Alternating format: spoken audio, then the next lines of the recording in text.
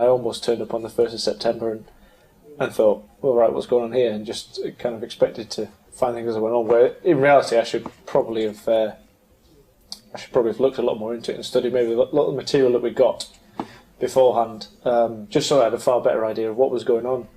So I remember being asked by my placement manager on the first day, said, "Oh, so what are you going to be doing here, and what are you going to be doing there, what are you looking forward to?" And this kind of, and I thought, I don't know. Keep up to date with Mentis regularly, because if you don't, it's an awful lot of information to take in September when you start, so I think that's really important. Firstly, I would say familiarise yourself with all the information you've received. So the portals, the structure of the course that you'll be on, your first placement, the kind of location and how you'll be getting there, those kind of things. There's pre-work that is asked of you. Really try and do that. In the first event you will be asked about it, and if you've not done it, it's quite obvious and you will probably feel kind of a bit left out. So really try and do that beforehand. And then the last thing I would say would be to relax and enjoy yourself a little bit, and kind of just enjoy your summer so that you're all ready and prepared and fresh for September when you start.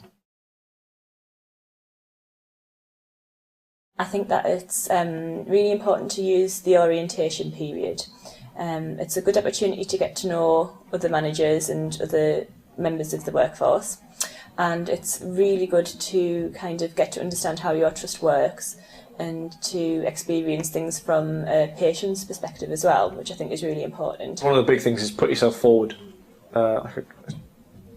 I don't think I was particularly good at putting myself forward previously, and I'm slowly getting to grips with it and finding that when I do put myself forward, you see the benefits of it. For the orientation period, make the most of that time. It's such a great experience where you can meet all sorts of people.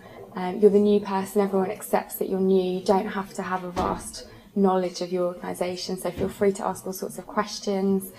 Really make the most of that time. It's something that you'll probably never get the chance to do again. The other important thing that I would say is to find some supportive managers, whether they're in your department or whether it's somebody you've met in orientation, and really use them. Keep in touch with them.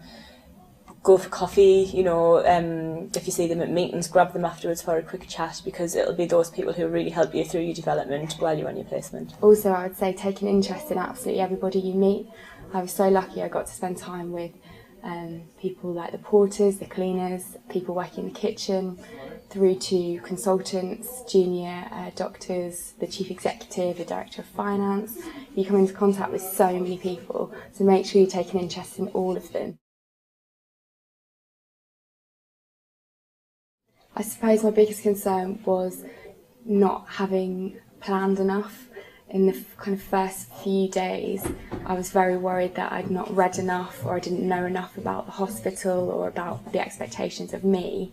But I would definitely say that's not something you should worry about. As long as you've done everything that's been asked of you, don't worry that you're not good enough or that you haven't done enough work, because it will all fall into place, and the more comfortable you get in your role, the more confident you'll get, and the more you'll become familiar with what's expected of you. So don't worry that you're not prepared enough or you haven't done enough work in advance. I've dealt with that by keeping one day every week that's completely free. So I make sure that I've got time to myself and to my family, and time to kind of gather my strength back. And I use every single other day to do all of my education things. It has been quite a lot to try and mix in with your everyday activities, doing a 9 to 5 as well.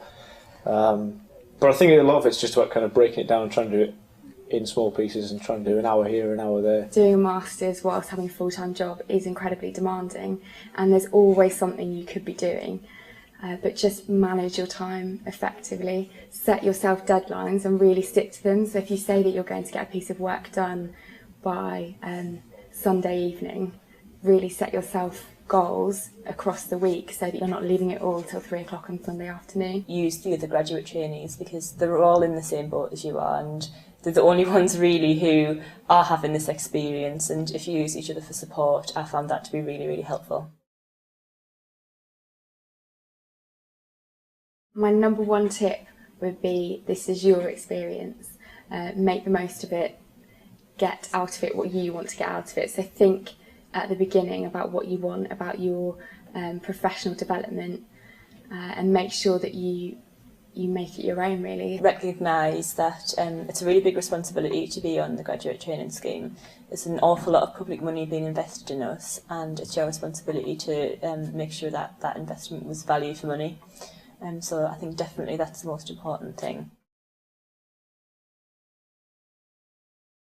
Just recently I finished a project for the operational HR team for the Lead Employer Service, and I was able to present my project report to the whole team and implement new work processes, and present it to the finance department and the payroll department.